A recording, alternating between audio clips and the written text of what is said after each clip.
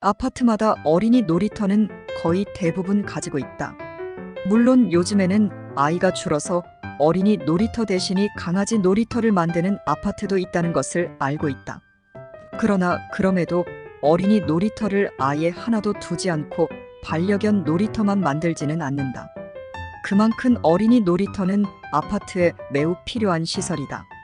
내가 처음 동대표를 하게 된 계기가 바로 이 어린이 놀이터 때문이라는 사실은 이미 앞에 글에서도 밝힌 바가 있다. 처음 아파트에 입주하고 나서 폐타이어 조각 같은 것으로 만드는 고무바닥이 모두 파헤쳐져 있는 상황이었다. 물론 처음 시공 때 롯데건설이 배수공사를 제대로 하지 않아 물이 제대로 빠지지 않았던 것이 문제일 수도 있었겠으나 중간중간 보수를 하지 않았던 문제가 가장 큰 문제였다고 생각한다.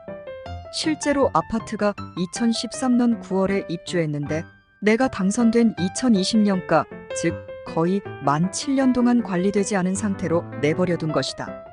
결국 나중엔 아예 놀이터를 폐쇄시킬 순 없으니 일부 바닥이 많이 상한 곳은 띠를 둘러 아이들이 들어가지 못하게 했는데 이게 더 보기 싫은 모습이다. 내가 동대표가 되었던 이때의 사기 이전에도 놀이터 보수에 대한 논의가 있었다. 아마 나처럼 계속 입주민 중에서 민원을 제기한 사람이 있어서 동대표들이 이를 안건으로 올린 것이라고 생각한다.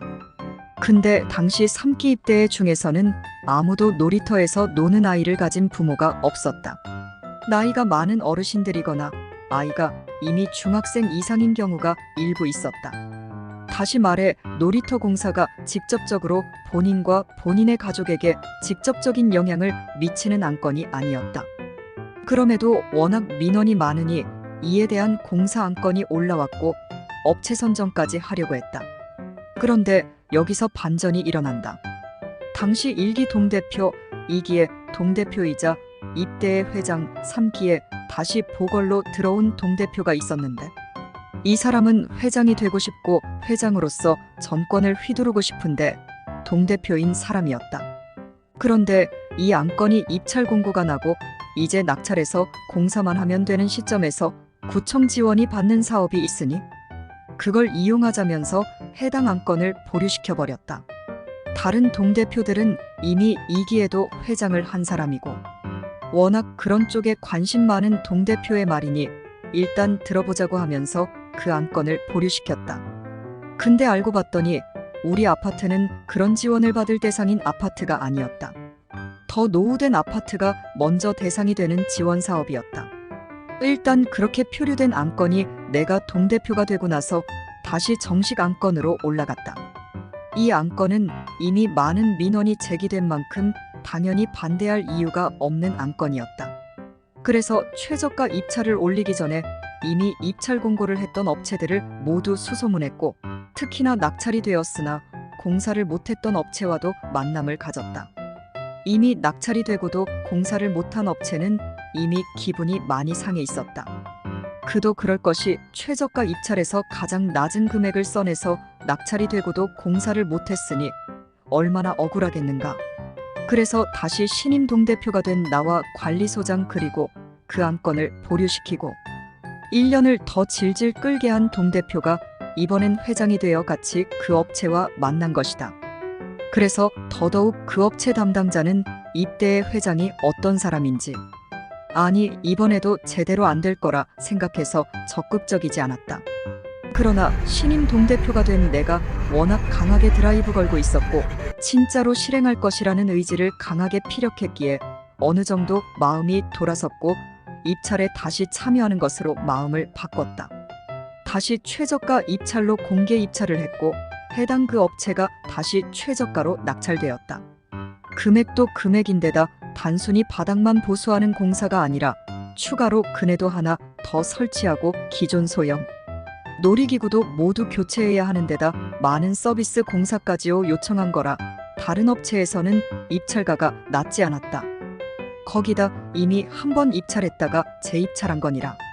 소문 아닌 소문까지 나 있어서인지 많은 회사에서 입찰에 참여하지 않기도 했었다. 그런데 최종 낙찰사도 선정이 되고 공사를 하면 되는 시점이 왔다. 3월 안건으로 통과되었기에 4월에 바로 공사를 시작할 수 있을 줄 알았는데 그게 아니었다.